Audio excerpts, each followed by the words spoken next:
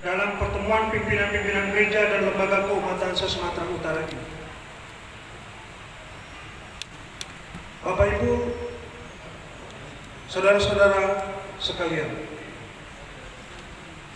dengan sungguh-sungguh mendengarkan suara-suara keprihatinan dari gereja-gereja, khususnya yang berada di Sumatera Utara dan masyarakat luas, serta memperhatikan hasil kajian tim yang dibentuk oleh PGI bersama beberapa elemen masyarakat sipil atau civil society, para akademisi dari berbagai kampus universitas, terkait tentang dampak kerusakan ekologis dan kerusakan sosial atas keberadaan PT Toba Food Lestari atau TPL.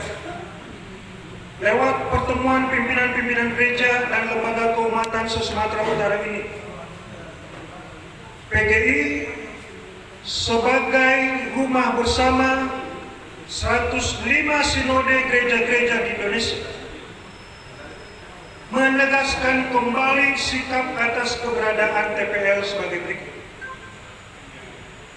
Bahwa suara dari gereja-gereja dan masyarakat yang menghendaki agar PT TPL menghentikan operasionalnya adalah fakta kekecewaan masyarakat yang tidak boleh diabaikan. Kekecewaan ini bukanlah ungkapan sensasi emosional belaka, melainkan didasarkan atas pengalaman nyata berbagai dampak kerusakan ekologi dan sosial yang dilihat, disaksikan bahkan dialami langsung oleh masyarakat di sekitar TPL berada. Karenanya hal ini tidak bisa lagi ditoleransi.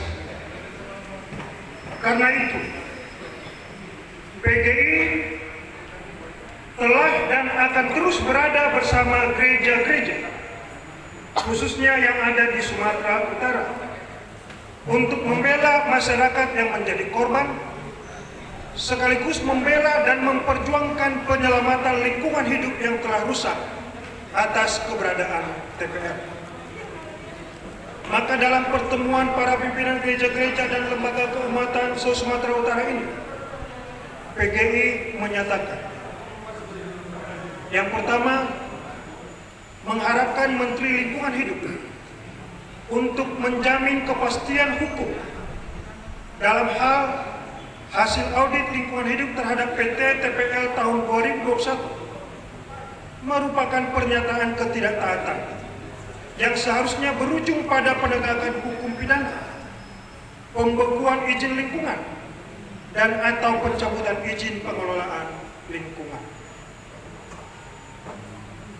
Kedua, mengharapkan Menteri Kehutanan untuk menjamin kepastian hukum dan memberikan efek jerah bagi pelaku perusakan hutan, dalam hal ini PT TPL, dan meningkatkan kemampuan dan koordinasi aparat penegak hukum dan pihak-pihak terkait dalam menangani pencegahan dan pemberantasan perusakan hutan. Yang ketiga, mengharapkan Kapolri dan Jaksa Agung untuk melakukan penyidikan dan penuntutan tindak pidana bidang lingkungan hidup dan tindak pidana pencegahan kerusakan hutan, karena tindak pidana keduanya merupakan kejahatan dengan hukuman penjara dan hukuman denda, baik kepada orang per orang maupun badan usaha, dalam hal ini PT TPL. Keempat, mengingatkan PT TPL baik sebagai badan hukum yang diberi izin mengelola 167.912 hektar hutan tanaman industri di Sumatera Utara dan direksi pengelolanya yang jika terbukti secara hukum atas kejahatannya tidak melaksanakan kewajiban ketaatan hukum atas ketentuan pidana yang ditetapkan perundang-undangan yang berlaku, maka wajib taat dan patuh serta bertanggung jawab.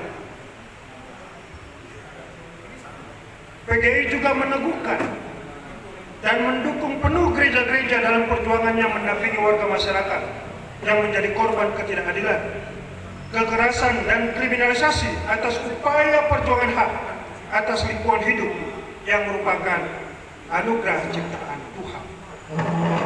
PGI mengimbau gereja dan sinode untuk juga mempersiapkan masyarakat di sekitar untuk tidak terbatas mengandalkan kehidupan ekonomi sebagai pekerja dari keberadaan badan usaha penerima izin pengelola lingkungan hidup dan atau pengelola kehutanan, namun mempersiapkan masyarakat untuk melakukan usaha ekonomi kreatif baru dengan ragam pelatihan pusat ekonomi kreatif. Akhirnya PGI mengimbau masyarakat untuk melakukan hakikat masyarakat sebagai perlindungan bagi diri, keluarganya atau kelompok masyarakat apabila mengalami kerugian atas pencemaran dan atau kerusakan lingkungan ini. Dengan pendampingan lembaga bantuan hukum yang disediakan oleh gereja atau sinode dan PGI juga dengan senang hati akan ikut menyediakan. Demikianlah pernyataan sikap yang disampaikan pada pertemuan pimpinan-pimpinan gereja dan lembaga keumatan Sumatera Utara ini. Bidang keadilan dan perdamaian Persekutuan Gereja-Gereja Indonesia.